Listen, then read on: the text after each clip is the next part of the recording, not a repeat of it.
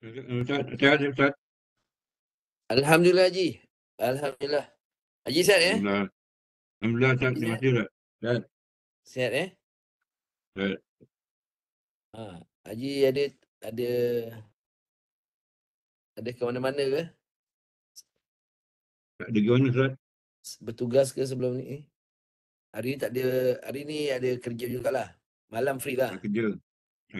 Apa dia? Malam free. Malam memang Malam, free lah. malam ada free.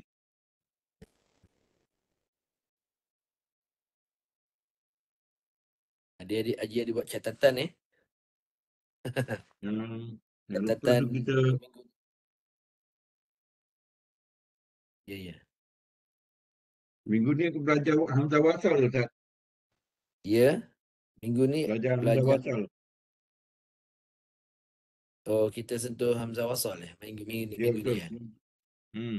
Minggu ni Boleh, kita boleh. tentu Hamzah Wasal. Hmm. Okey, okey. Okey, insyaAllah kita tunggu isyarat Haji tunggu isyarat bila pihak MBJB dah bersedia, nanti dia akan maklumkanlah, kita mulakan. InsyaAllah kita tunggu isyarat dulu je Ya, Ustaz. Alright.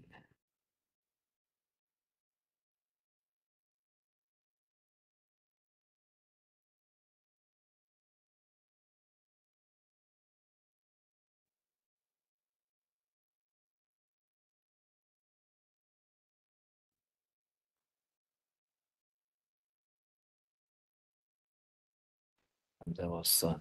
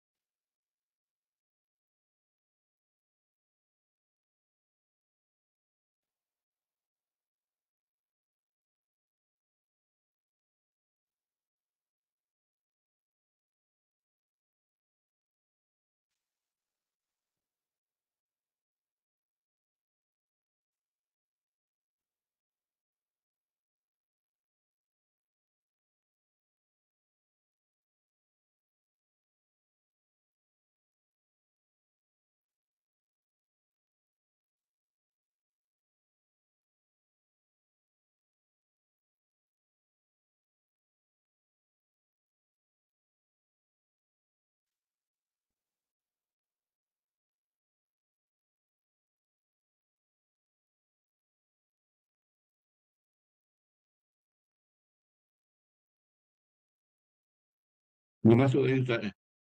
Hmm? Belum Hmm. masuk lagi Ustaz. Cuba saya ingat kita mulakan lah. Tak apa, tak apa.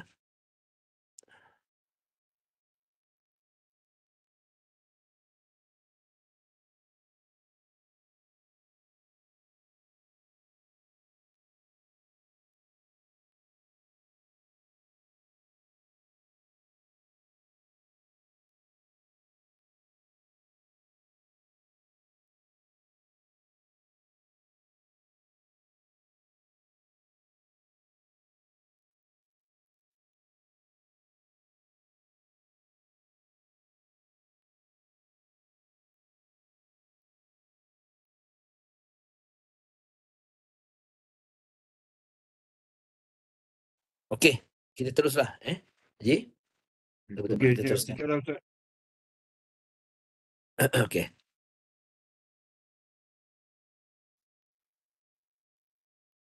Uh,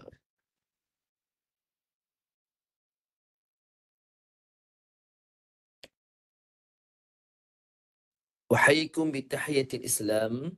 Tahiyatan tayyibatan mubarakatan. Assalamualaikum warahmatullahi wabarakatuh. Waalaikumsalam warahmatullahi taala wabarakatuh. Bismillahirrahmanirrahim. Alhamdulillahi azza jalaluh. وسما كماله والصلاة على رسول الله تمت رسالته وحسنت صفاته وعلى آله وصحبه ومن تبعه ومن والاه. سبحانك لا علم لنا إلا ما علمتنا إنك أنت العليم الحكيم. قال رب اشرح لنا صدورنا ويسر لنا أمورنا واحلل عقدة من ألسنتنا يفقه أقوالنا أما بعد.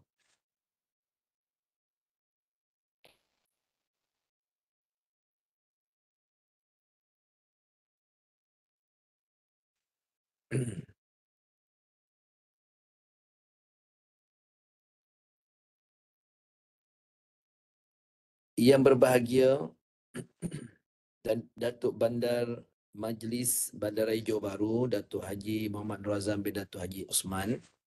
Yang berbahagia Tuan Haji Miswan bin Yunus, Setiausaha Majlis Bandaraya Johor Bahru. Timbalan Setiausaha yang berbahagia Engineer Haji Nazatul Shima binti Muhammad. Penolong Pengarah Khidmat Pengurusan Unit Ahli wal Islam yang berbahagia Ustaz Haji Aiman bin Ahmad. Ketua-ketua Jabatan Majlis Bandaraya Johor Bahru, warga kerja Majlis Bandaraya Johor Bahru serta warga kota dan para penuntut ilmu Al-Quran yang dikasihi Allah sekalian.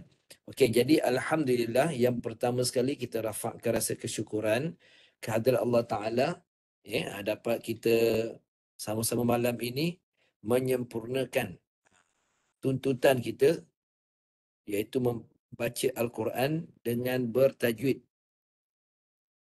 memenuhi tuntutan fardu ain. Bagi saya pula untuk menyempurnakan tuntutan fardu kifayah kepada para penuntut ilmu Al-Quran, yang ingin menyempurnakan fardu ain dalam membaca Al-Quran dengan bertajwid. Jadi insya-Allah kita teruskan malam ni, tajuk kita Hamzah Wasal. Mari kita bincangkan.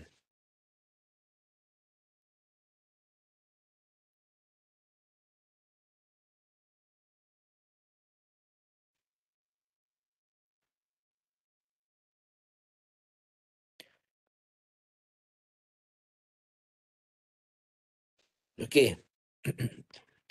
Hamzah Wasal ini, bila sebut Hamzah Wasal, dia popular dalam kaedah penulisan Al-Quran bagi rukun yang kedua, iaitu kita hendaklah membaca Al-Quran dengan kaedah Rasam Uthmani. Ingat dalam membaca Al-Quran ada 3 rukun. Boleh catatlah Rukun membaca Al-Quran yang pertama, okay, rukun membaca Al-Quran yang pertama iaitu hendaklah kita membaca Al-Quran bertepatan dengan sanad sahih. Itu yang pertama. Okey. Itu yang pertama. Membaca Al-Quran bertepatan dengan sanad sahih.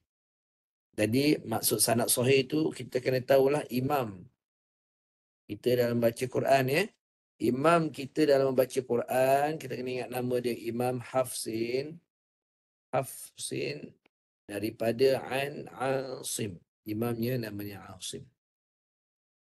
Sebab apa? Sebab imam baca Quran ni ramai ni. Imam baca Quran ramai.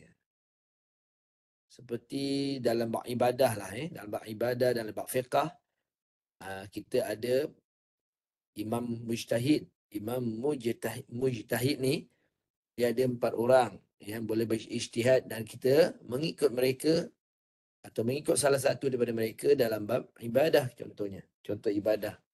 Atau muamalah. Atau munakahat. Dan seterusnya. Jadi dalam bab-bab itu, dalam bab ibadah itu, imam mujtahid kita yang kita berpegang adalah pendapatnya dan pengamalannya dalam kehidupan kita yang diwartakan oleh Jabatan Agama Islam negeri masing-masing, iaitu Imam Mazhab Imam Asy-Syafi'i. Okey. Jadi itu dalam bab ibadah. Dalam baca Quran berapa imamnya? Imamnya ramai. Contoh kat sini saya tunjukkan. Imam-imam yang membaca Al-Quran. Ya. Imam yang membaca Al-Quran ini yang pertama Al-Imamun Nafi'. Imam Nafi' Al-Madani. Kalau ikut turutan yang biasa dipelajari.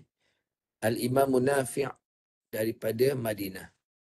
Imam yang kedua Imam Ibnu Kathir daripada Mekah. Imam Ibnu Kathir Al-Makki daripada Mekah. Imam yang ketiga, Imam Abu Amru Al-Basri. Ini imam daripada Basrah. Basri ni maksudnya nama tempat dia Basrah. Abu Amru Al-Basri. Imam yang seterusnya yang keempat, Imam Ibnu Amir Ad-Dimashqi daripada Damsyik. Imam yang kelima, ini imam kita, Imam Asim daripada Kufah. Al-Kufi, sebenarnya nama tempat beliau ialah Kufah. Kufah. Al-Kufi bermakna Kufah. Maksudnya Kufah. Imam yang keenam, Imam Hamzah Al-Kufi bermakna Kufah. Tempatnya Kufah, di Kufah. Imam yang ketujuh namanya Imam Al-Kisai Al-Kufi, iaitu daripada Kufah. Jadi berlainan imam. Setiap imam ini dia mempunyai sanad daripada diturunkan kepada anak muridnya. Contohnya Imam Al-Kisai ini, dia ada sanad turun kepada anak muridnya bawah, namanya Imam Abul Harith, Imam Ad-Duri. Ini nama anak murid. Setiap imam ni dia ada 2 orang anak murid yang di bawahnya. Jadi melalui sanad kita, Imam Asim ni, ini kata sanad sahih, mesti belajar tahu imamnya, turutan susu galurnya sampai mana, sampai pada baginda Nabi SAW. Al-Quran ini pun bersanad. Ingat, kita tahu supaya terpelihara bacaan Quran. Tahu asal-usul bacaan itu disampaikan daripada siapa kepada siapa. Kenapa tuan-tuan? Sebab untuk memelihara Al-Quran itu sesuai dengan apa yang Allah tetapkan dalam Quran. Kami pelihara Quran. Inna nahnu nazzalna dzikr. Sesungguhnya kami yang memelihara al-zikr. Al-zikr ini adalah nama lain bagi Al-Quran. Al-Quran ini dia banyak nama. Nama panggilan dia banyak. Nama Al-Quran ini ada banyak dalam Quran. Al-Furqan, Al-Kitab, Al-Zikr. Itu nama lain bagi Quran. Wa inna lahu lahafizun. Sesungguhnya kami yang memelihara Al-Quran. Allah Ta'ala sebut sendiri kami pelihara Quran. Bila Allah kata dia pelihara, maknanya Allah Ta'ala telah aturkan pemeliharaan itu. Daripada baginda Nabi SAW sampai ke hari ini, Al-Quran itu bersambung-sambung sanadnya. Sampai kita hari ini. Jadi macam saya akan sambung daripada guru saya yang ada sanad sampai kepada Nabi SAW. Itulah Quran, dia kena sampai kita menepati bacaan itu daripada sanad yang sahih. Jadi sampai yang terbawah inilah Imam Asim. Lagi bawah iaitu Imam Hafsin, dia ada dua rawinya. Anak muridnya ada dua ni. Imam Asim ni dia dua anak murid utamanya, iaitu Imam Hafsin dengan Imam Syu'bah. Kita melalui Imam Hafsin. Kita di Malaysia melalui Imam Hafsin. Al-Kufi, daripada Kufah. Okay, kena juga ni, nanti orang tak tahu. Belajar mengaji Quran dapat berapa kali khatam. Tapi asas adab dalam bab membaca Quran, memahami ilmu Quran, mendalami ilmu Quran, asas yang pertama kena tahulah imam. Sebab dia ada susul galur bersanad. Itu namanya rukun. Siapa yang baru tahu saya ni rukun baca Quran, pegang. Rukun baca Quran itu kita kena tahu susul galur orang yang sampaikan Quran kepada kita daripada Nabi itu siapakah yang mengambil bacaan Nabi itu sampai kita hari ini. Orang yang terbawah iaitu Imam Hafsin. Kita ambil daripada Imam Hafsin. Imam Hafsin. Dalam bab bidang Quran, inilah imamnya. Imam Hafsin daripada imam gurunya Asim dan naik ke atas sampai pada baginda Nabi SAW. Okay, ini secara ringkas. Okay, jadi bacaan Quran, rukun yang pertama sanad sahih. Daripada imam ini, itu yang pertama. Yang kedua, rukun baca Quran ialah membaca Quran dengan menggunakan Quran yang penulisannya bertepatan dengan kaedah Resam Uthmani.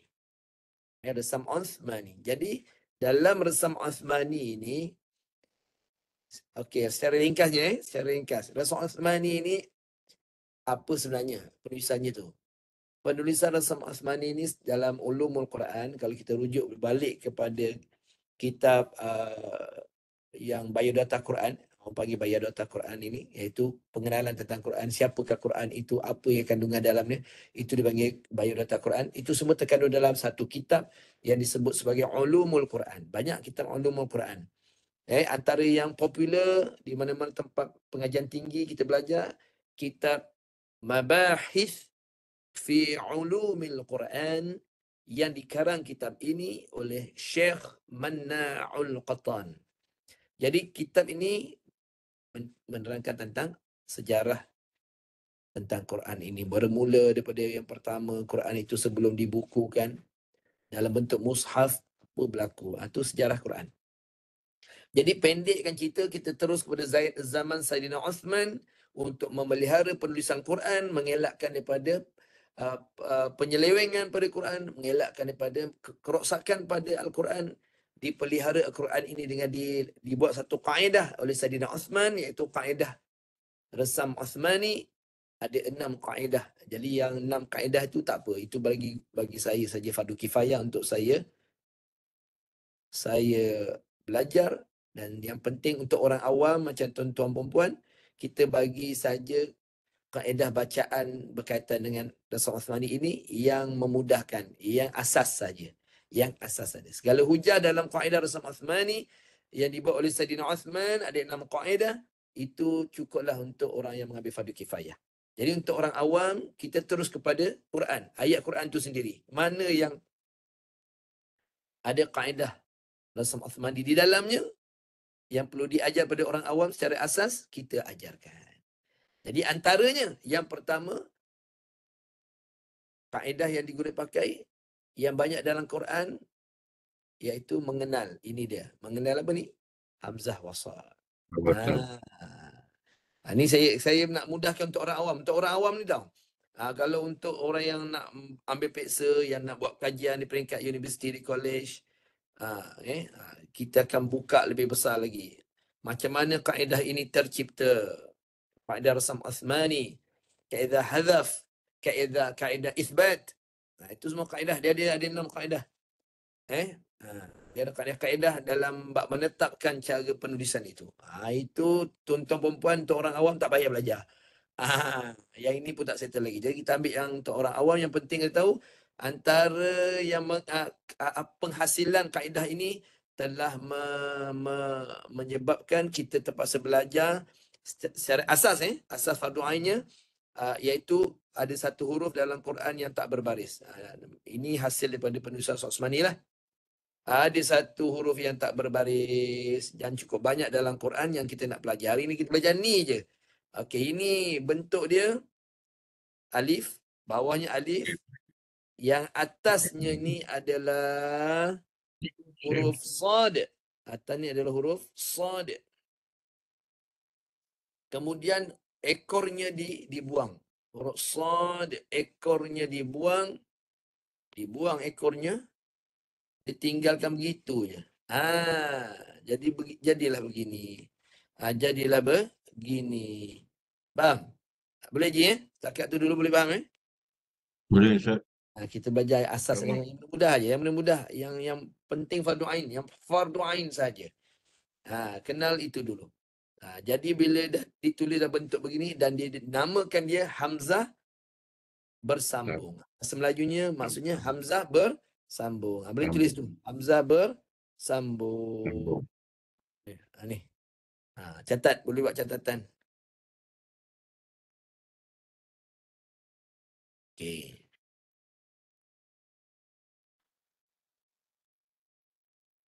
Okey, dah tulis Maknanya hamzah wasal ataupun nama dipanggil hamzah wasal.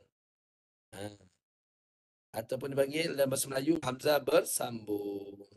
Hamzah bersambung. Kita nak bincang yang ini saja dulu. Ya, ini saja. Ini pun panjang nak cerita ni je. Panjang. Tak boleh nak cepat-cepat je. Nanti tak faham. Yang saya bagi untuk orang awam je ni. Tak ada cerita yang dalam lebih-lebih. Sebab kita nak terus pada praktikal bacaan.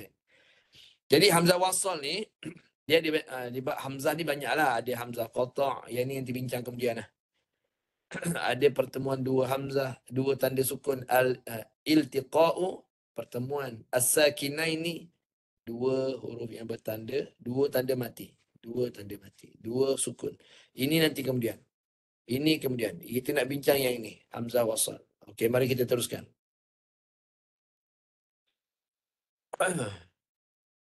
Hamzah wasal ialah hamzah yang bentuk dia alif. Saya sebut tadi, dia tulis dalam bentuk alif. Alif dan atasnya kepala sad.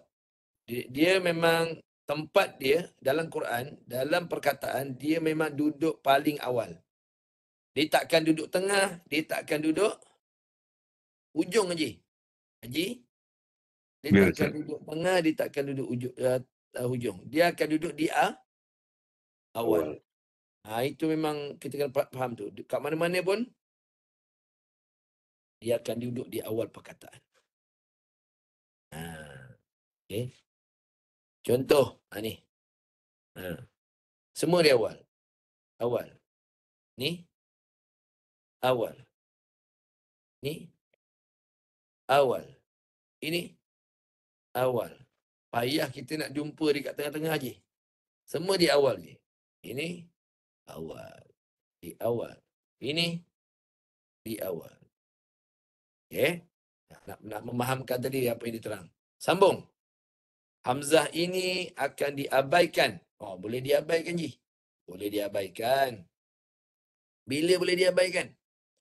Hamzah ini akan diabaikan jika seseorang itu memilih untuk menyambung bacaan. Maksudnya wasal. Wasal ni maksudnya kita sambung bacaan dari ayat sebelumnya. Maksudnya kalau kita boleh abaikan hamzah wasal ni kalau kita sambung daripada ayat sebelumnya. Kena ambil contoh lah. Macam mana nak abaikan? Contoh. Contohnya kita cari. Okey. Mana contoh dia? Sambung daripada ayat sebelumnya. Okey ni. Kat sini ada hamzah wasal lagi. Ni hamzah wasal nampak Ya. Ini pun ada. Bila kita ini boleh diabaikan. Maksudnya diabaikan apa? Kalau kita mula daripada ini, hamzah wasal ni perlu dibariskan sama ada atas, bawah ataupun baris depan. Tapi kalau kita sambung daripada ayat sebelumnya ni jadi dia diabaikan. Sebab apa? ayat sebelumnya itu akan sambung masuk terus kepada huruf selepas hamzah wasal. Macam ni hamzah wasal, kita abaikan dia sebab apa? Sebab sebelumnya ada huruf yang dibaca. Jadi abaikan hamzah wasal, waw ini terus masuk pada nun. Abaikan hamzah wasal. Jadi bacaannya wan nahar. Jadi hamzah wasal telah diabaikan. Jelas tu Ji? Betul, Ustaz. Itu maksud boleh diabaikan bila ada huruf atau perkataan sebelumnya disambung kepada ayat berikutnya. Jadi hamzah wasal ni barulah dia diabaikan. Tapi kalau kita memulakan dia, Haji, kalau kita memulakan dia, kita mula daripada hamzah wasal, kita mula daripada sini, barulah hamzah wasal ini diperlukan pada baris atas atau bawah atau hadapan. Tapi bila kita dah tetapkan baris dia, nanti saya akan ajarlah cara nak tetapkan baris ni. Ni kena ada ilmunya dia. Dia ni ilmu bahasa Arab. Bahasa Arab. Jadi untuk orang awam ni janganlah ajar bahasa Arab yang tinggi-tinggi. Pening dia, kita nak ngaji Quran, bukan nak belajar bahasa Arab yang tinggi-tinggi. Jadi saya akan ajar cara nak bariskan ni, dari atas ke bawah ke depan. Okey. Ada kaedah dia lah. Boleh lagi setakat ni? Boleh, Ustaz. Kita sambung lagi. Pelan-pelan gayuh. Kemudian itu yang dimaksudkan tadi apa dia? Wasal. Dari ayat sebelumnya. Barulah dia diabaikan. Disambung. Tetapi hamzah ini akan dibariskan. Ingat tadi saya dah terangkan. Ia mesti dibariskan. Bacaannya jika seseorang memilih untuk memulakan bacaan secara ibtidak. Ibtidak dia dari mana? Ibtidak ni maknanya memulakan bacaan. Dari mana? Dari perkataan yang ada hamzah wasal tersebut. Contoh tadi, kami ambil contoh. Kita nak mulakan daripada hamzah wasal tu. Macam mana nak baca dia? Contohnya. Ini contoh je kita nak mula daripada hamzah wasal. Okey, boleh? Boleh. Okey, kita potong siap. Macam mana nak memulakan? Jadi kena bariskan. Dia kata kena bariskan hamzah wasal tu. Kalau memulakan pada kalimah yang ada hamzah wasal. Jadi kita nak memulakan daripada kalimah yang ada hamzah wasal ni. Ni hamzah wasalnya. Macam ni nak baca ni. Guna hamzah wasal. Boleh? Jadi bariskan. Kena bariskan lah. Contoh ni contoh je. Contoh. Okay. Ini kalimah yang merujuk pada isim. Apa tanda isim? Alif lam ma'rifah. Jadi bila isim bermula alif lam ma'rifah, wajib baris atas. Wajib baris atas. Tak apa, nanti saya terang. Nanti saya nak beri contoh dulu. Jadi kalau kita nak memulakan perkataan yang ada hamzah wasal, bariskan dulu dia. Bariskan ikut kaedah nama bahasa Arab yang tepat. Jadi kita dah baris. Ini saya contoh. Saya dah bariskan dah. Kita mulakan dengan baris itu. Mula dengan baris itu. An-nahari wa ma. Setakat ni boleh faham, Haji? Boleh, Ustaz. Boleh itu yang dimaksudkan kena dibariskan lah kalau nak memulakan pada hamzah wasal. Jadi itu ada balik. Sambung. Kemudian. Okey. Mana ni dibarikan bacaan. Okey, habis. Itu yang pertama. Yang ni dah settle. Setakat ni dah jelas Dah dibariskan. Okey. Sambung lagi. Sikit. Sikit pelan-pelan. Sambung Hamzah wasal ni yang ditemu dalam Quran, dia berada di awal kata nama isim. Pertama, dalam Quran Haji, okey Haji dalam Quran, hamzah wasal ni duduk kat mana Haji? Dia tanya. Dia kata hamzah wasal ni duduk pada perkataan. Sebab dalam Quran ni kita kena faham, Quran ni ayat-ayat dia tu dalam bahasa Arab. Dan dia ada nama dia. Dia terbagi kepada 3. Pertama disebut sebagai nama. Nama. Dalam Quran ada nama. Atau dalam bahasa Arab disebut isim. Isim ni maksudnya nama. Di awal. Ataupun dipanggil kata nama. Jadi hamzah wasal boleh duduk pada kata nama. Lagi. Yang kedua, boleh juga dia duduk pada kata kerja. Kata kerja. Atau sebut fi'il dalam bahasa Arab fi'il. Atau dia duduk pada kata terbitan. Ada 3 dalam ni. Dia duduk, hamzah wasal ni duduk pada kata terbitan. Ada 3 benda ni. Contoh, kalau duduk pada kata nama. Kata nama contoh dalam Quran. Nama berbentuk nama. Ismun. Okey, tu ambil nama yang ada tu. Kita ambil contoh, ambil terus dalam ni. Kalau yang nama kalau nama, kita ambil contoh yang nama lah. Contoh, ni. Ini contoh. Ni, isnaini. Isnaini. Ini maksud dia nama lah. Isnain. Bawah ni contoh. Ni nama. Maksud dia kata nama tu atau kata nama dia punya maksud dia. Ni bahasa Arab je. Ni ada hamzah wasal di awal.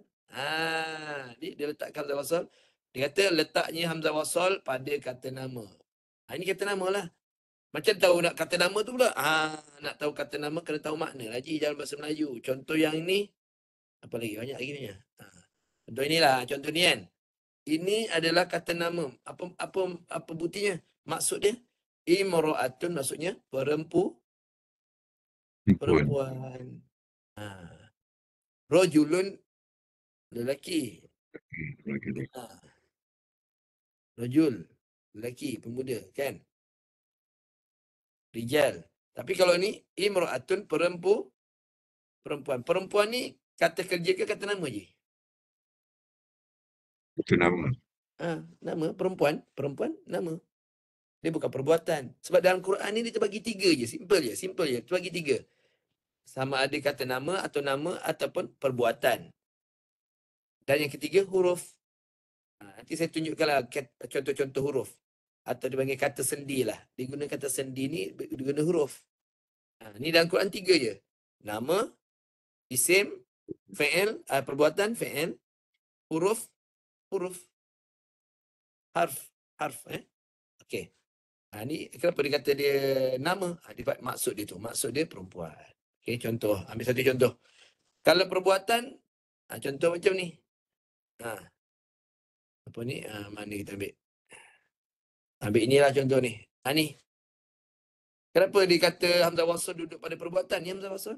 Ni hamzah wasal. Contohlah. Kenapa dia duduk pada dia adalah perbuatan? Sebab makna dia juga. Makna dia. Perkataan fi'lul madhi dia, perbuatan perkataan asal dia, masya. Masya maksudnya berjalan.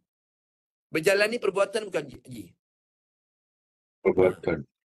Masya, fi'il mudhari', ada perbuatan yang sedang berlaku, dipanggil yamshi. Yamshi, berjalan, sedang berjalan. Masya, yamshi. Ini fi'lul amr. Fi'al amr ni merujuk kepada ramai. Ni ramai.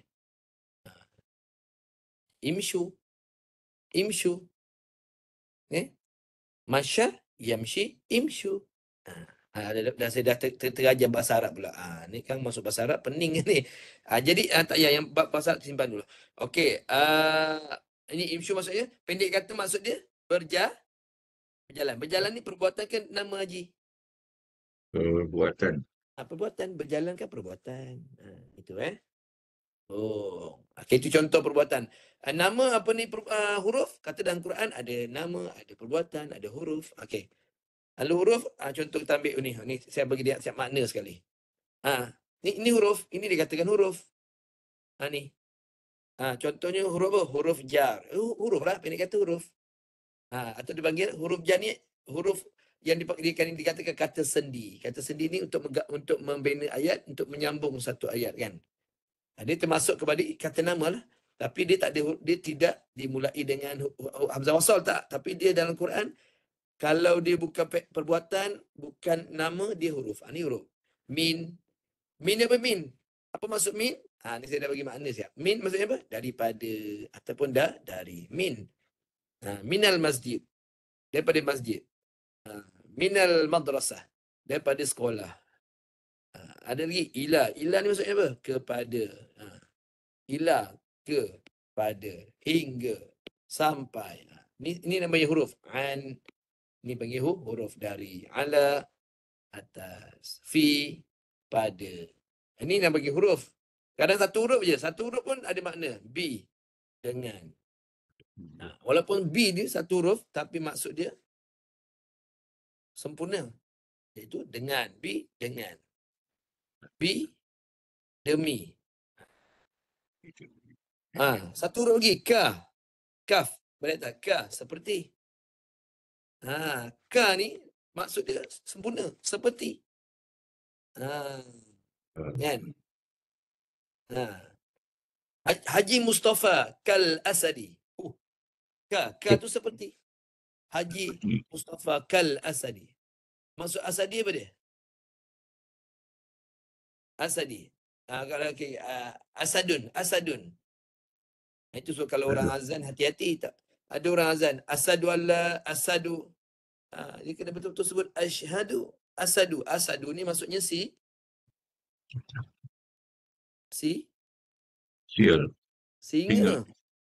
Asadun, singa.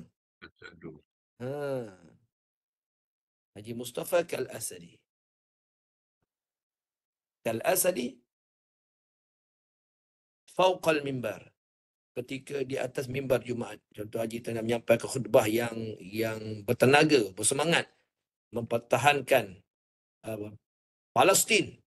Seperti singa. Itu kata kal asadi. Seperti singa. Ka ni seperti. Okey, lam di li bagi kerana ya Allahumma ghfirli. Ya Allah ampunkanlah bagi li. Ada ya tu. Li bagiku. Ya Allah ampunkanlah daku. Itu maksudnya. Allahumma ghfirli wali walidayya, dan kedua ibu bapaku. Okey je, itu maksudnya. Ni ada lagi rubba. Ni boleh jadi. Okey, cukup, tak boleh banyak je. Ni tak boleh banyak, nanti kan kita baca bahasa Arab lah je. Tak kalam Arabi lah kita nanti je. Sudah. Jangan banyak-banyak, sikit-sikit, nanti dia banyak sangat, nanti dia pening. Jadi akan rasa berat. Okey, kita ambil yang ringan je. Ada santai je. Sambung. Okey. Okey. Sambung tadi. Sama ada kata nama, di awalnya ada hamzah wasal. Kata kerja, di awalnya ada hamzah wasal.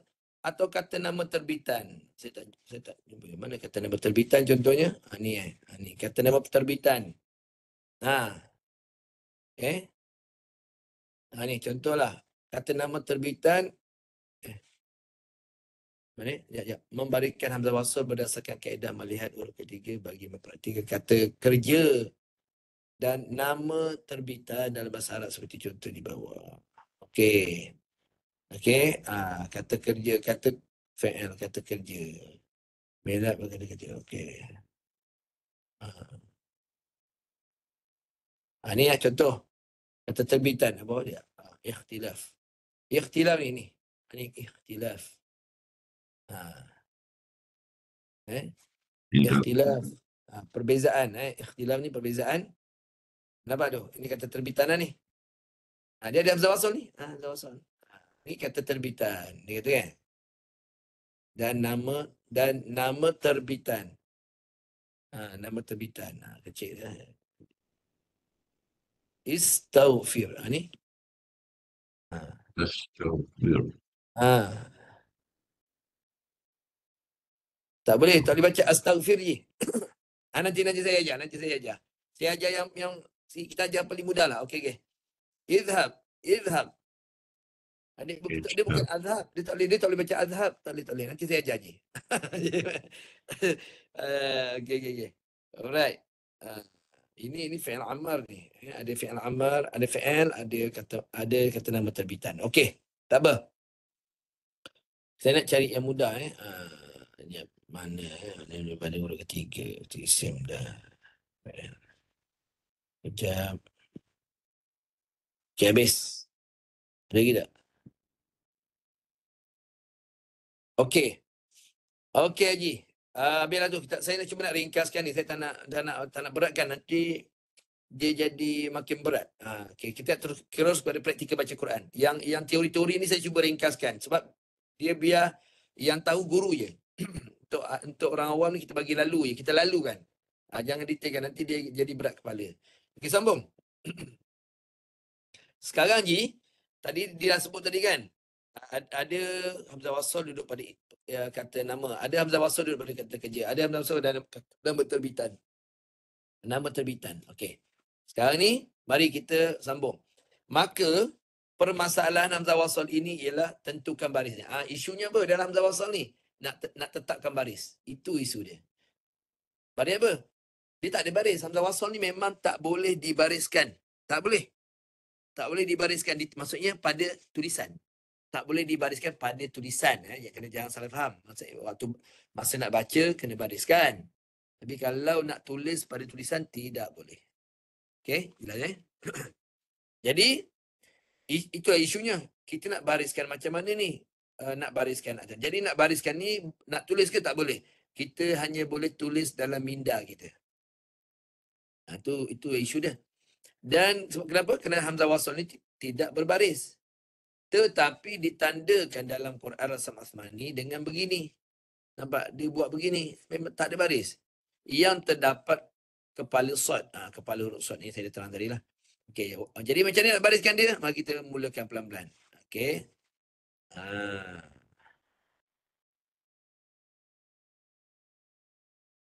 Okay, yang pertama. Dia ajar macam ni ya. Macam mana saya buat? Okey. Kita nak buat. Okey, yang pertama kita mulakan. Okey, yang dalam ni yang ni agak sukar sikit. Kita terus kepada yang kaedah saya ajar. Pertama kita mulakan macam ni. Hamzah wasal yang ada pada kata nama. Jadi pertama sekali kita kena kenal kata nama ni. Kena kenal kata nama. Ataupun dia bagi isim. Isim ni kata nama lah. Untuk bariskan. Senang nak bariskan. Okey, kata nama ni kita kena tahu tanda kata nama. Okey, macam mana Haji nak tahu perkataan itu dia adalah kata nama? Adalah nama, dia ada tanda ni Ji. Ada tanwin. Mana-mana perkataan yang hujungnya ada tanwin. Tanwin atas, tanwin bawah, tanwin hadapan. Ini tanda. Oh, ni kata nama lah ni. Walaupun Haji tak tahu makna kan. Tapi bila ada tanda ni, pada perkataan tu di hujung perkataan tu, itu dia kata nama lah. Ni tanda-tanda nak tahu dia. Itu tanda apa? Tanda tanwin. Itu pertama. Boleh Ji? Tak apa, jangan laju sangat lah. Saya bagi contoh lah. Cari dulu. Mana yang kata nama? Okey, Haji tengok dalam ni. Mana yang ada tanwin? Yang ada tanwin tak? Ambil carilah ni. Ni. Ni ada tanwin tak Ji? Bila ada tanwin di hujung ingat tanwin di hujung yang perkataan ini kata nama lah. Walaupun tak tahu makna. Ni ada tanwin, kata nama. Ni ada tanwin, kata nama. Senang tak nak faham Ji? Saya bagi yang mudah ni untuk orang awam ni, saya nak bagi faham. Haji tak tahu makna, tapi Haji tak tahu ini kata nama ke perbuatan ni. Tengok ada tanwin tak? Ada. Kata nama lah. Boleh Ji setakat ni?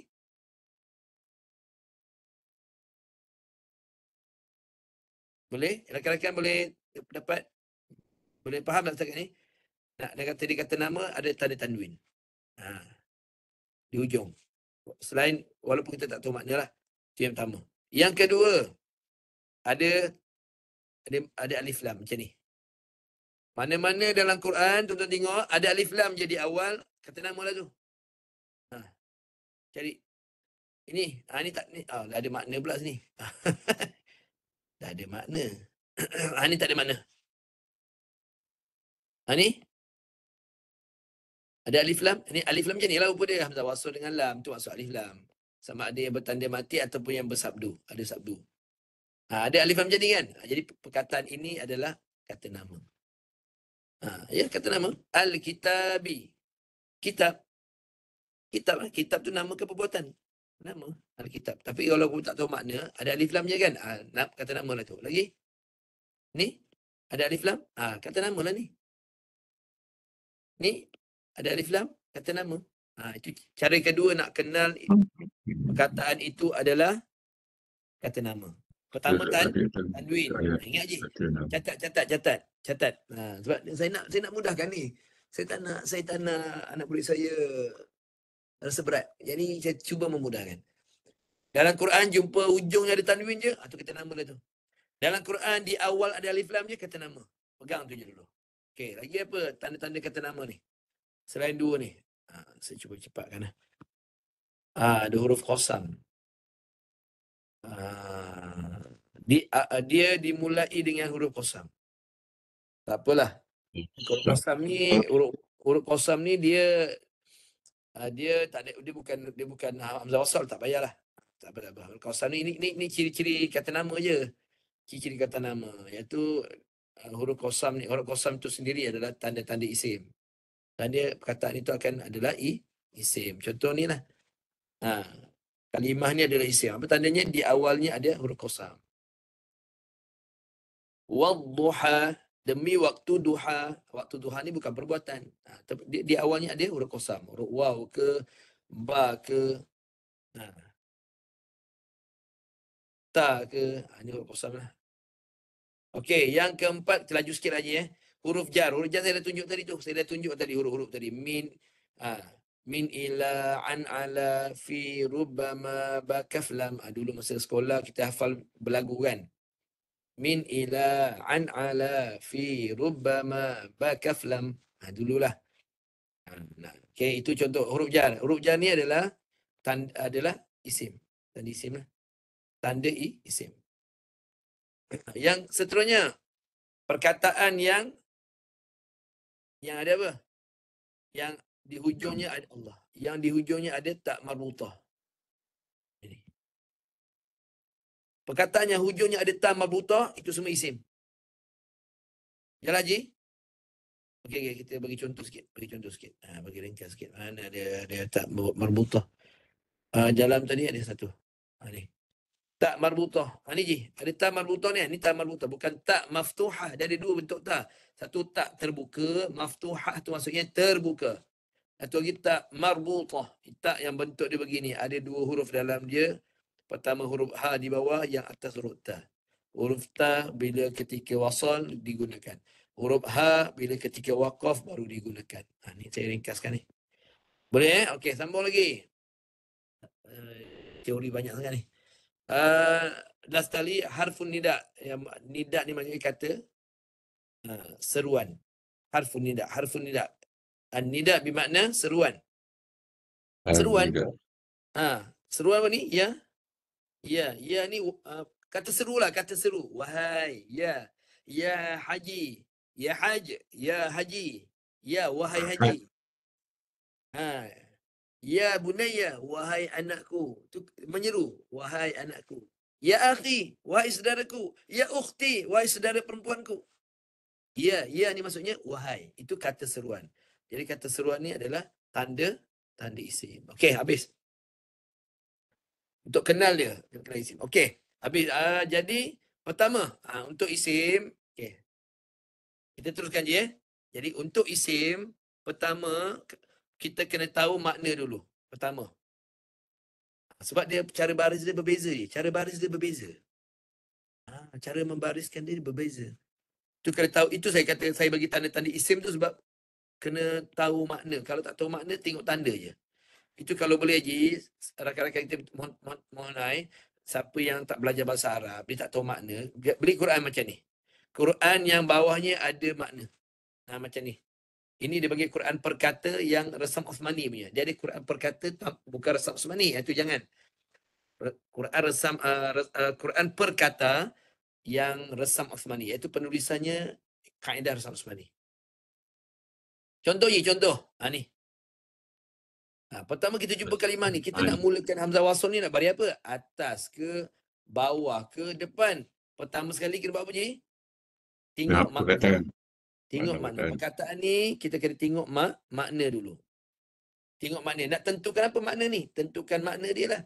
Dia isim ke fi'il ataupun dia kata nama ke perbuatan. Nak kena tetapkan tu dulu. Ni makna ke perbuatan Haji? Ini nama ke perbuatan ni? Ni. Tengok makna dia. Ini perbuatan ke nama ni?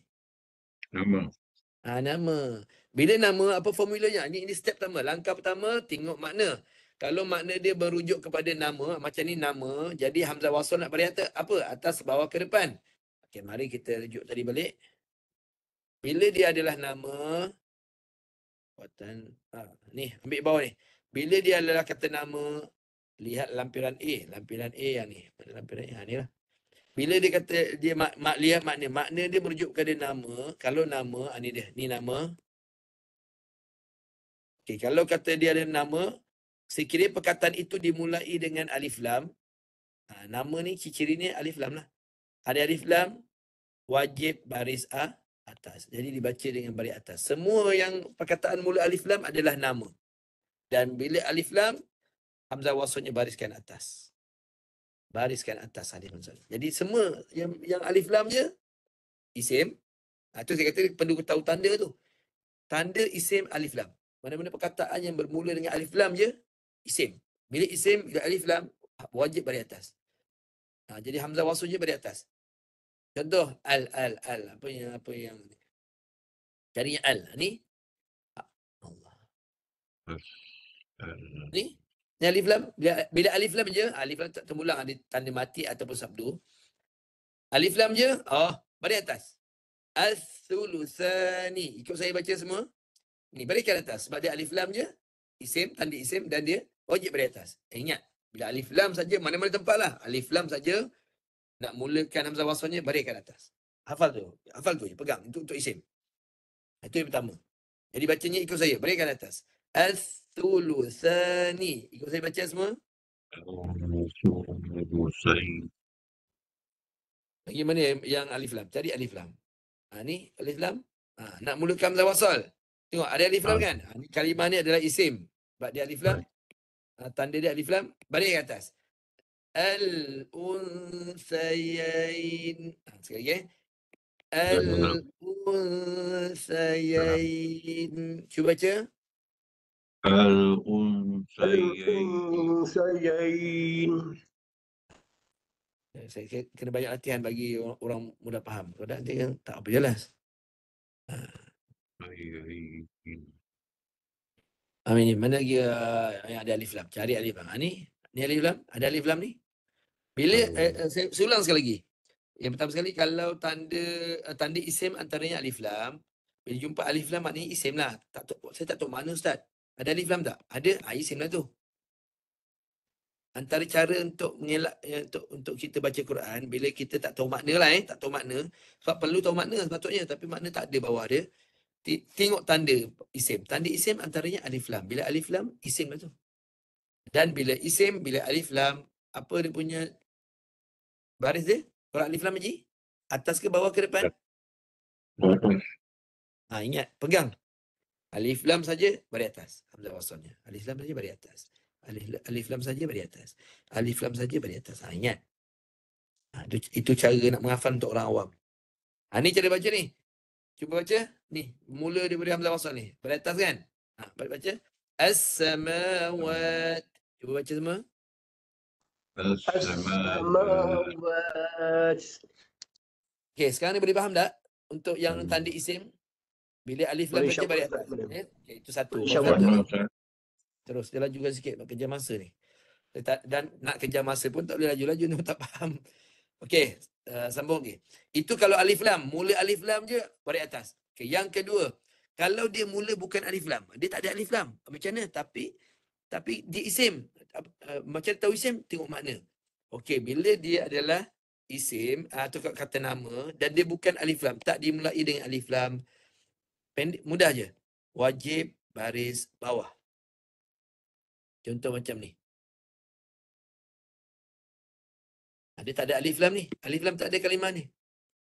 Ni mana ada alif lam? Macam mana balikkan ni? Abnu ke?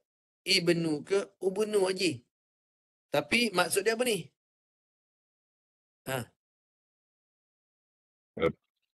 Ibnu ni maksudnya? Anak.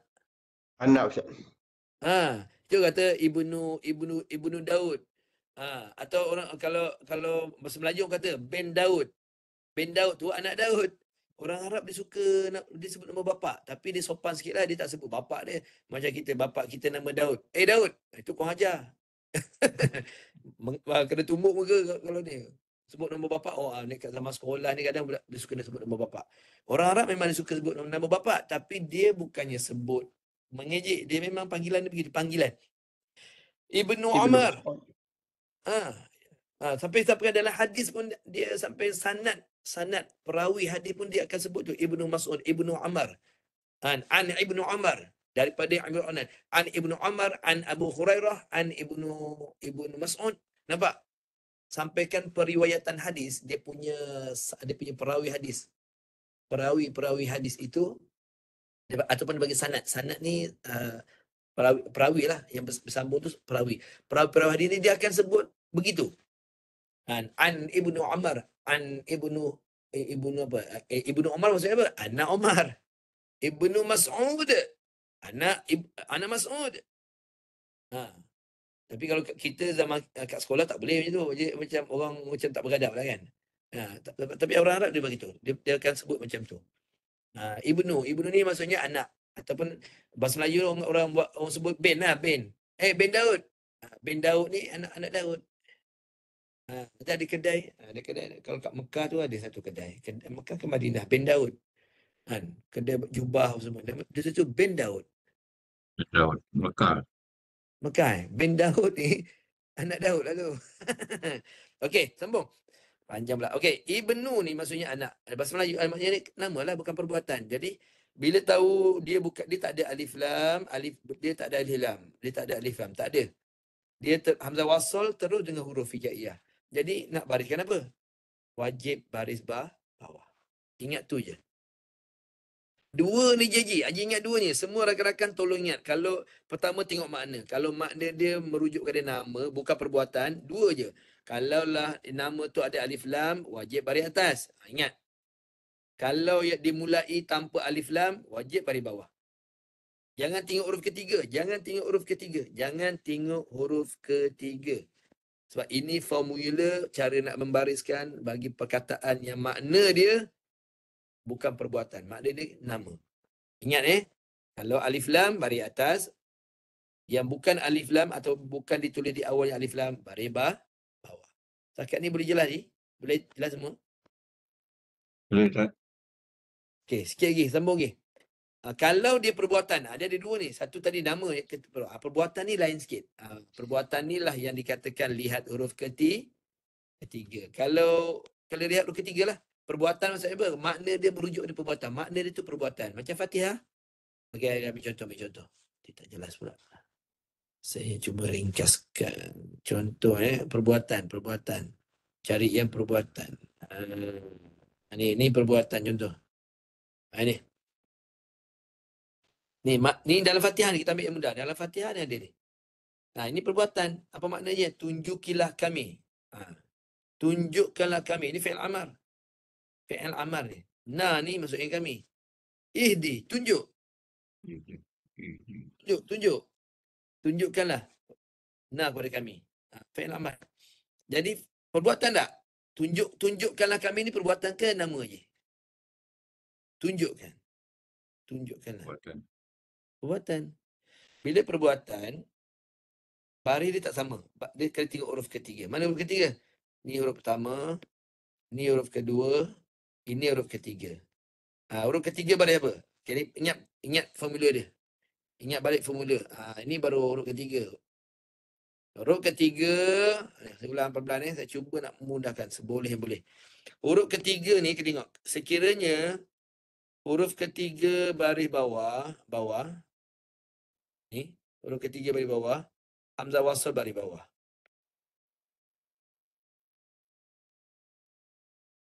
Saya ulang sekali lagi. Huruf ketiga baris bawah atau baris atas. Ni baris atas. Huruf ketiga baris bawah atau baris atas. Hamzah wasal baris bawah. Okey, cuba catat. Cuba ingatlah. Cuba saya besarkan. Aduh. Saya ulang sekali lagi. Sekiranya huruf ketiga baris bawah atau baris atas, huruf ketiga hamzah wasalnya wajib baris bawah. Hafal tu.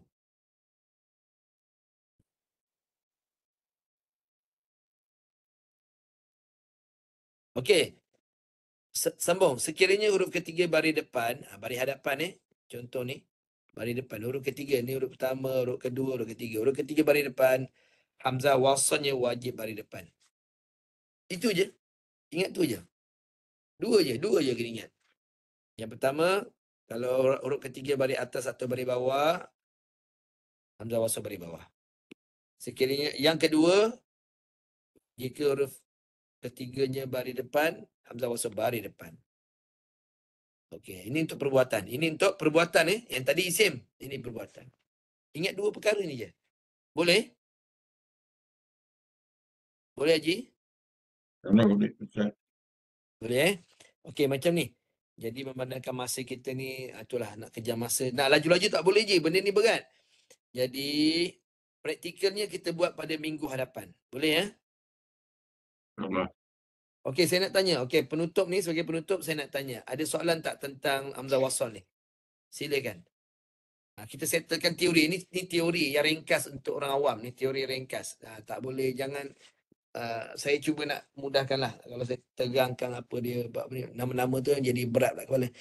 Okey, setakat ni, siapa yang tak jelas? Kita akan buat praktikal minggu depan. Minggu depan, praktikal bacaan. Jangan risau. Praktikal bacaan pada kalimah-kalimah yang akan saya pilih nanti. Tuan-tuan kena baca nanti bersama saya. Kita kena baca sama-sama lah. Hari ni teori dulu. Minggu depan baru kita ni, praktik bacaan. Okey, setakat ni semua jelas? Tentang... Ya, sila. Kalau teori berkaitan dengan Ibnu, yang kata ada Ibni tu macam tak? Sama juga dunia teori. Ibnu tu. Sama bin Ibni.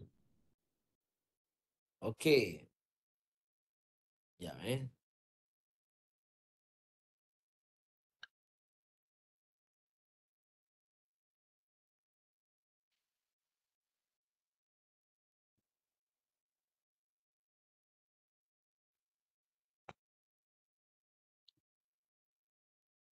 Okey, kita ada dua perkataan sini Bana ya beni.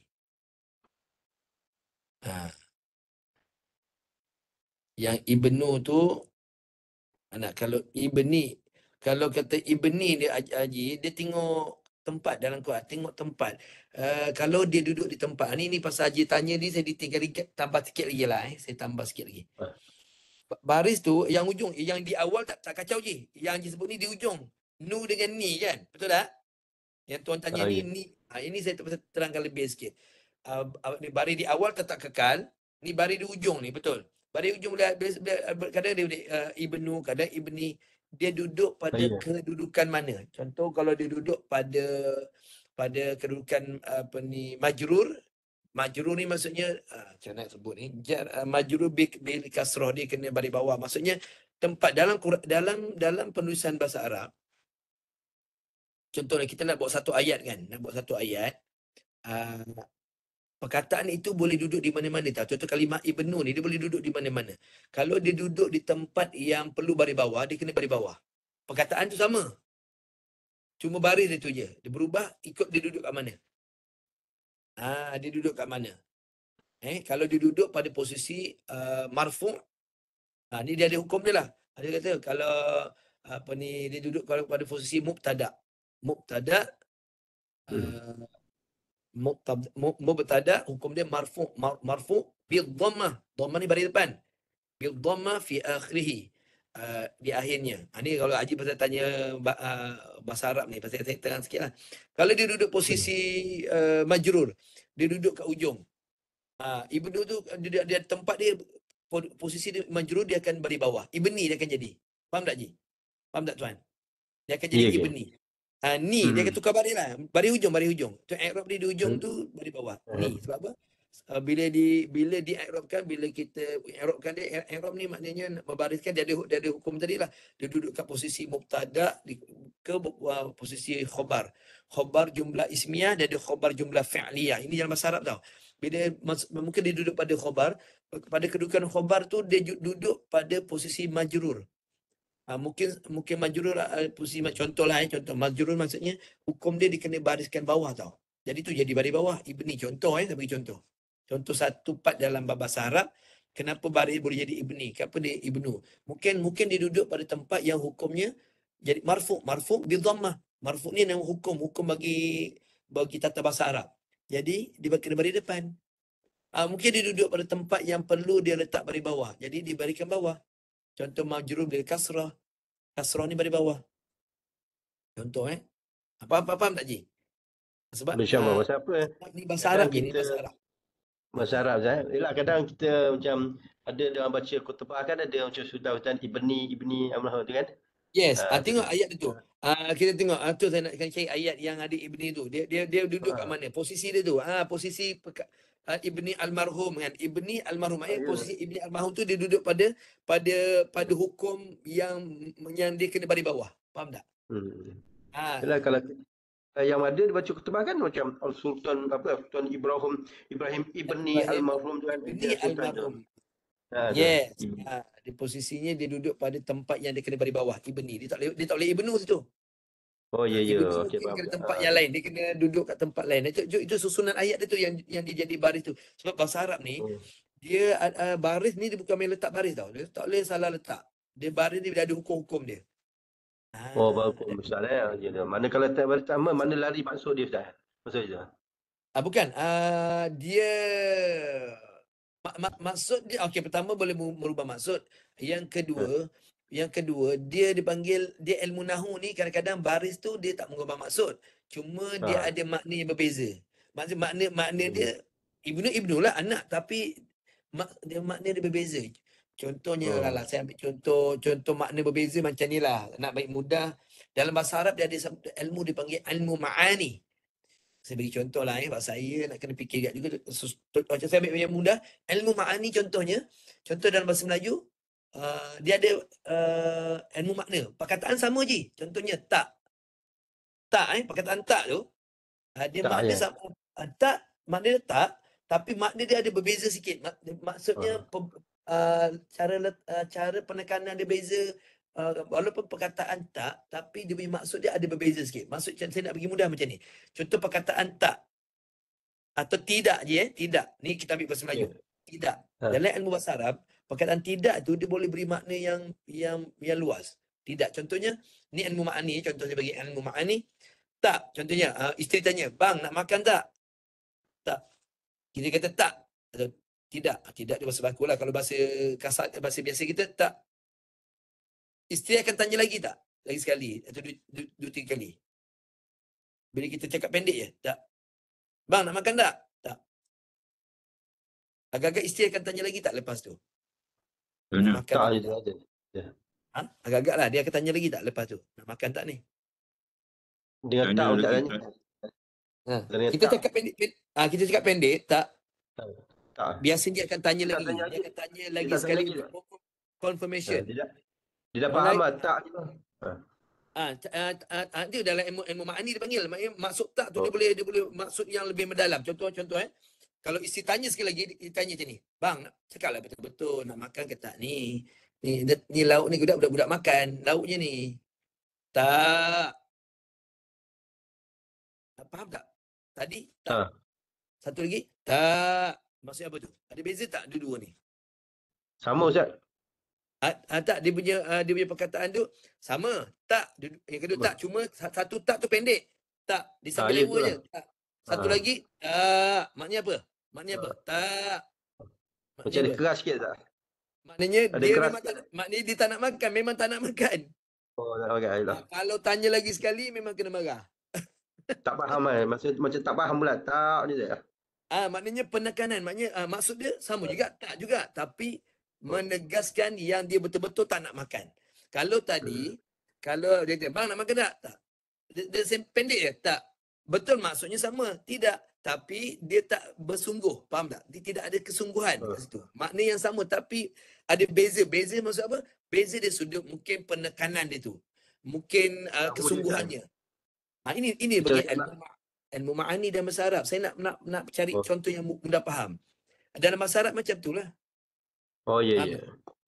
Contoh ilmu ma'ani. Maknanya perkataan yang sama macam tadi. Dia letak beza baris tu ada sebab-sebab dia. Antara contohnya macam saya cakap tadi tu. Tak dengan tak. Kalau tak sambil lewa macam dia sambil lewa macam nak tak nak. Betul orang tanya lagi sekali macam nak tak nak betul ke dia nak ke tak nak ni. Kalau kita cakap panjang sikit tak. Tu maknanya apa?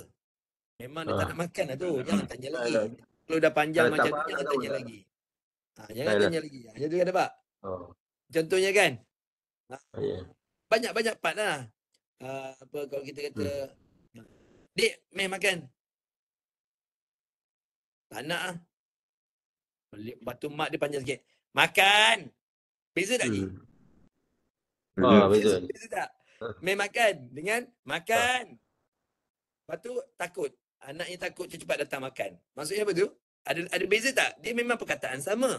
Tapi ada penekanan yang berbeza di sudut Nahu dia maksud. Ustaz, nahu dia. Jadi saya nak cari perkataan yang sesuai. Macam tu lah contoh.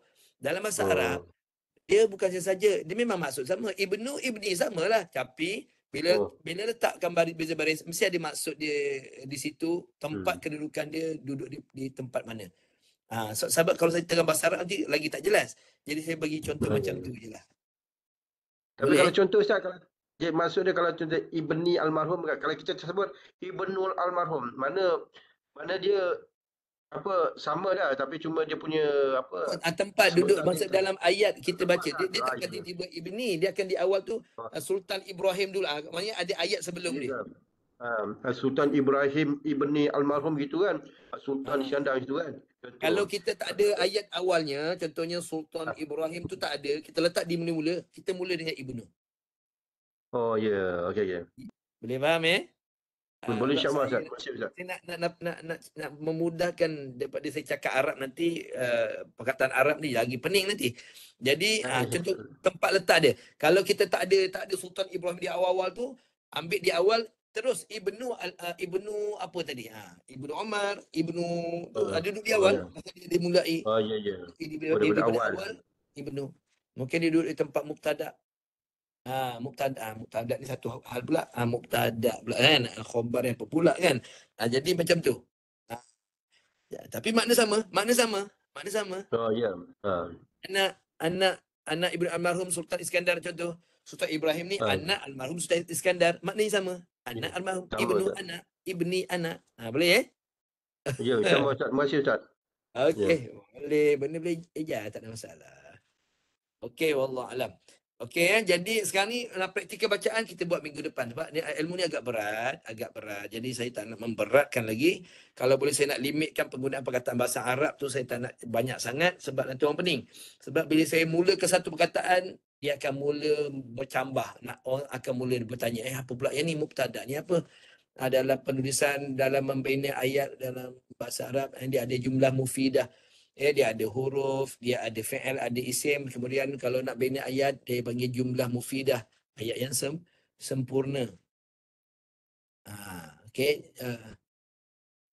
Jumlah yang mufidah ni jumlah yang sempurna. Jadi kalau guna perkataan bahasa Arab ni akan jadi lagi pening lah sebab banyak perkataan bahasa Arab yang orang tak faham. Jadi saya nak bagi macam tu lah. Okey, jadi kita cuba memudahkan. Setakat ni tu saya tanya. Okey, setakat ni boleh jelas Boleh jelas setakat ni penerangan tentang isim perbuatan dengan nama tadi? Penggunaan pada hamzah wasal. Okey, alhamdulillah, syukur. Praktikal minggu depan yang insya-Allah. Minggu depan Haji ingatkan saya, praktikal bacaan. Cakap minggu depan Ustaz ada terang teori, minggu ni praktikal bacaan. Okey Haji Okey, sekadar tu dulu. InsyaAllah kita baca doa dulu. Bismillahirrahmanirrahim. Allahumma yassir wa la tu'assir wa tammim bi khair. Allahumma inna nastahfidhuka ma 'allamtana wa dhakkirhu 'inda hajatina ilaih wa la tuhsinahu abadan ya rabbal alamin. Wa sallallahu ala sayyidina Muhammad wa ala alihi wa sahbihi wa sallam. Walhamdulillahi rabbil alamin.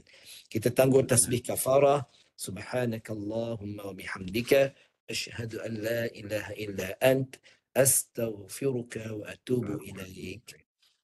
Aquli qawli hadha astaghfirullahal azim li wa lakum. Assalamualaikum warahmatullahi wabarakatuh. Kita jumpa lagi minggu depan insya-Allah. Terima kasih Ustaz. Waalaikumsalam. Terima kasih Ustaz. Sama-sama.